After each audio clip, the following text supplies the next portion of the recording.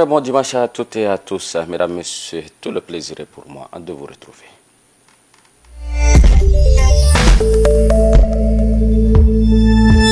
Bonjour à toutes et à tous.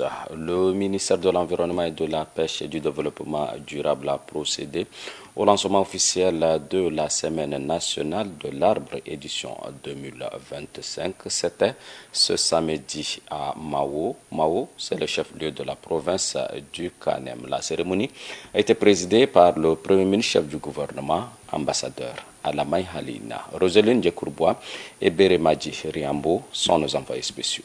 Plantons des arbres pour relever le défi du changement climatique, c'est le thème retenu pour l'édition 2025 à l'occasion de la Semaine nationale de l'arbre. Cette cérémonie d'une importance capitale pour la préservation de l'écosystème a vu la présence des autorités coutumières, les représentants clés des grandes institutions de la République, de Madame la maire de la ville de Mao, le ministre de l'Environnement, de la Pêche et du Développement durable, du ministre de la Sécurité Ali Ahmad Ahbaj et l'ambassadeur Alamay Halina, Premier ministre chef du gouvernement. Prenant la parole pour la circonstance, le délégué général auprès de la province du Kanem mentionne que planter un arbre est un acte de foi. Au vu de cette célébration, l'association basique n'est pas restée indifférente.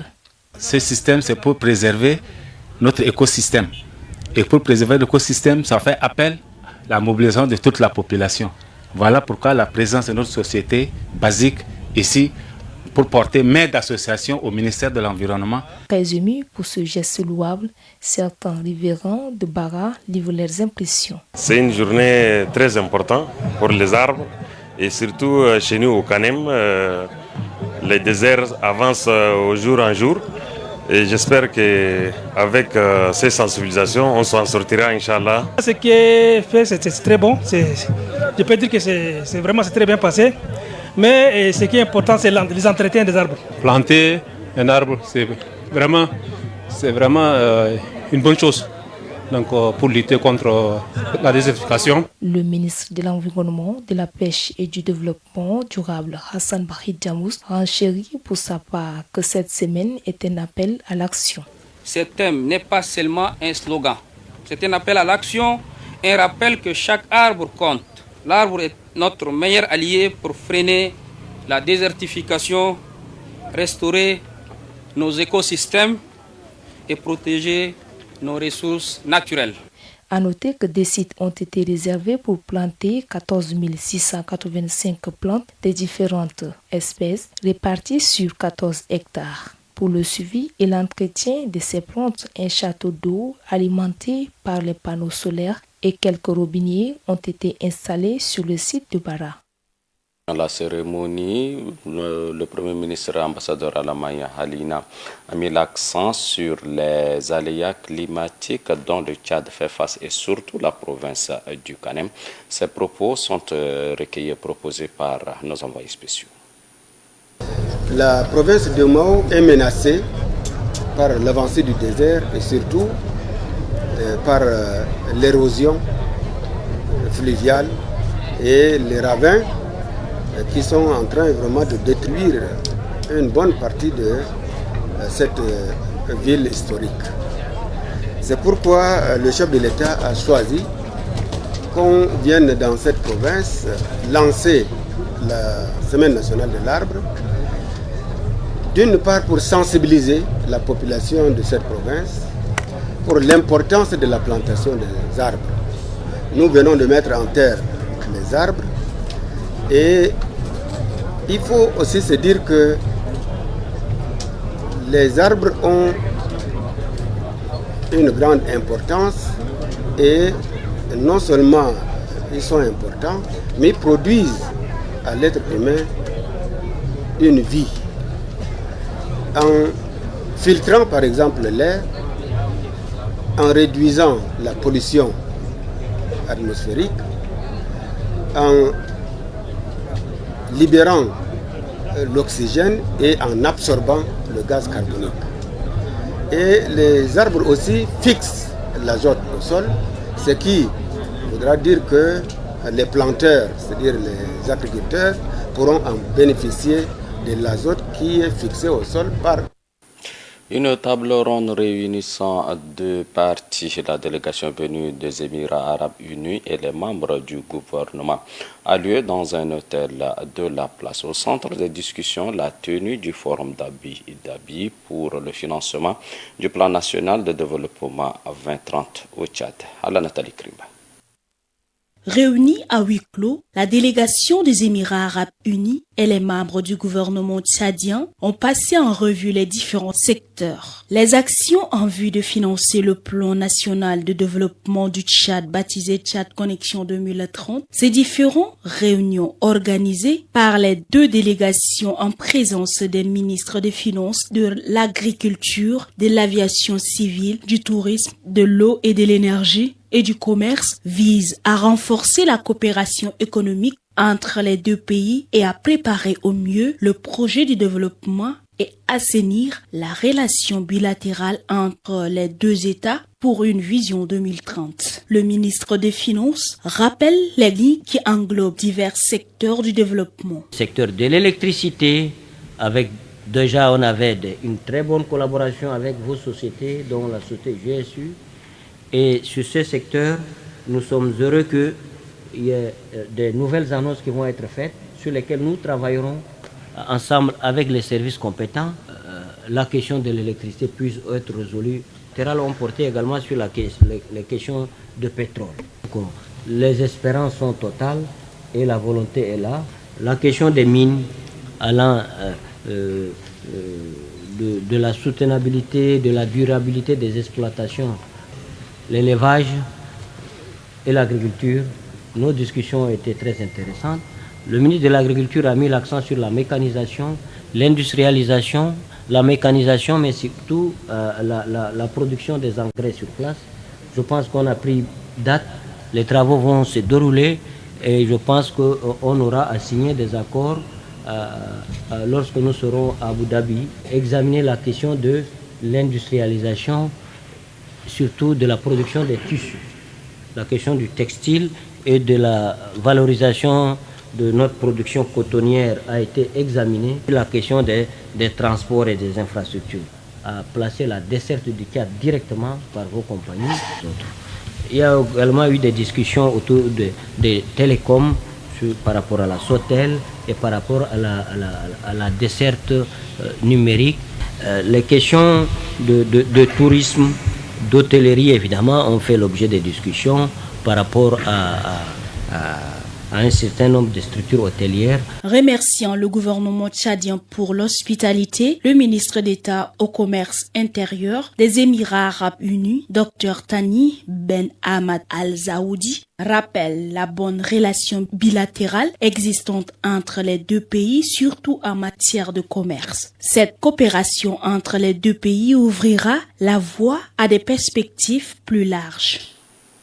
Alors Nathalie Krimba, à l'instant, merci. Au ministère de la Sécurité publique et de l'immigration, le ministre des tutelles a reçu en audience une délégation du Bureau des Nations Unies pour la coordination des affaires humanitaires OCHA, conduite par la directrice des opérations et du plaidoyer interagence basée au siège de cette organisation à New York aux États-Unis. Cette rencontre vise à renforcer le plaidoyer auprès des partenaires financiers afin de soutenir les efforts constants du gouvernement tchadien dans l'accueil et la protection des réfugiés soudanais. Fulbaroumana pour le reportage.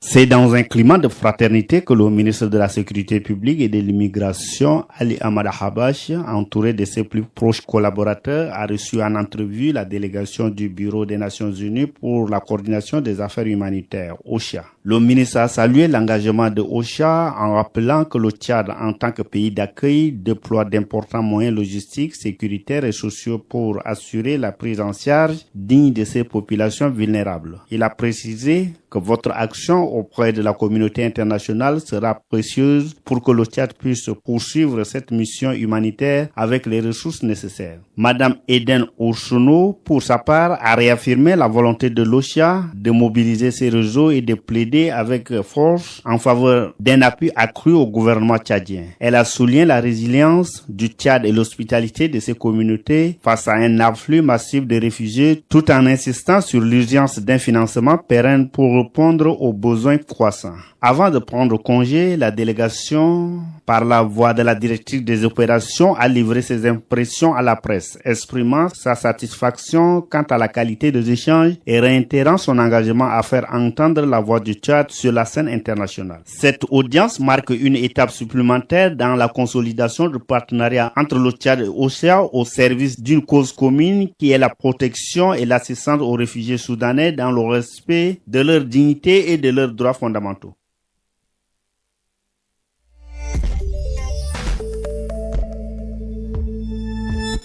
Tout autre chose à présent, l'Union Logonaise sans frontières, un regroupement des jeunes de la ville de Moundou. Ce regroupement a organisé ce 16 août 2025, hier, donc des séances de sensibilisation axées sur la scolarisation des enfants. Ces séances se sont déroulées à Kana et à Koutou, nous dit notre correspondant local, Golmem Ali Emmanuel.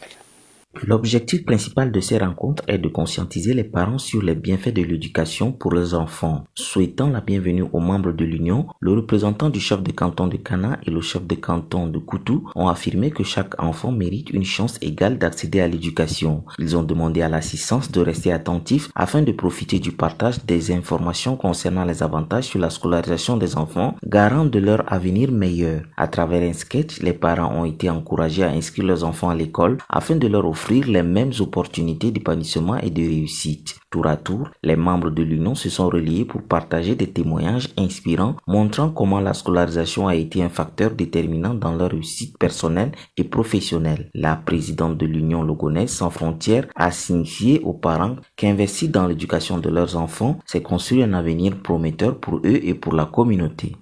Nous sommes venus causer avec les parents, les enfants ainsi que les autorités pour leur passer le message afin d'inscrire les enfants à l'école.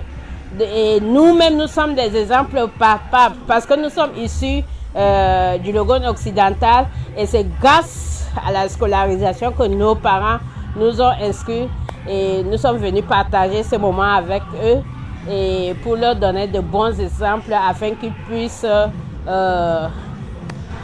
nous suivre. Les parents présents ont partagé leurs émotions et ont témoigné de leur engagement à scolariser leurs enfants.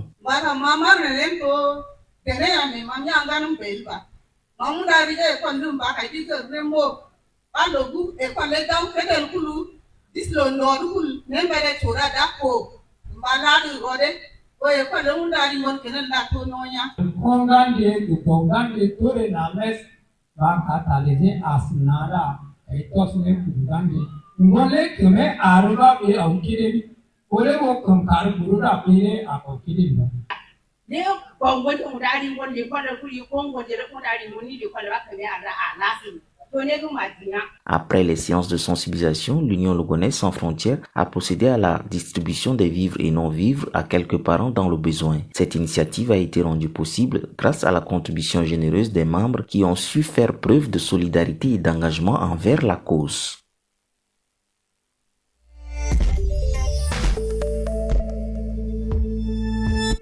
Sport à présent, première séance d'entraînement de l'équipe nationale, la version football de Sao du Tchad avec le nouveau sélectionneur Raoul Savoy. C'est au stade Maréchal Idriss Déby Utno. Maïdikisem Sadok.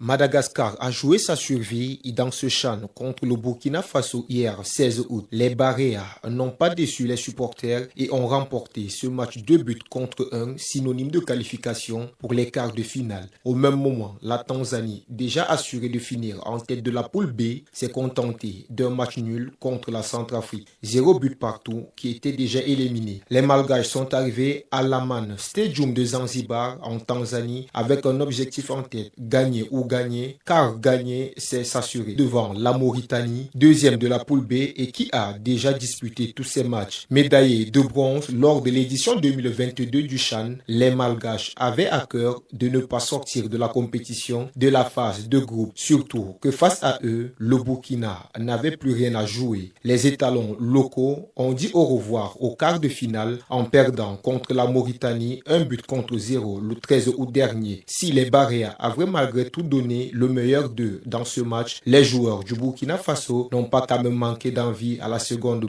partie. À Dar es Salaam en Tanzanie, s'est joué un match sans enjeu donc, mais aussi sans réelle intensité. La Tanzanie a mis le pied sur le ballon tout au long du match, s'est montrée très dangereuse sur quelques occasions, mais n'en a concrétisé aucune. Les deux équipes se sont quittées sur un score nul et vierge, laissant désormais la Tanzanie se concentrer sur la prochaine étape de la compétition. Aujourd'hui, la RD Congo sera face au Maroc à 17h heure locale et la Zambie affrontera le Kenya à 20h. Voilà, vous l'avez rectifié de vous-même, mesdames, messieurs. C'était plutôt Chanel Alawo qui nous parle de deux rencontres qui se sont déroulées hier. Il s'agit du Madagascar qui a arraché sa qualification face au Burkina Faso et la Tanzanie qui se ménage avant les quarts de finale. Vous retrouverez donc Maïdjig Sadok dans notre édition de 19h30 sur la première séance d'entraînement de SAO. C'est tout pour cette édition d'information, mesdames, messieurs. Merci à vous de l'avoir suivi. Bon dimanche.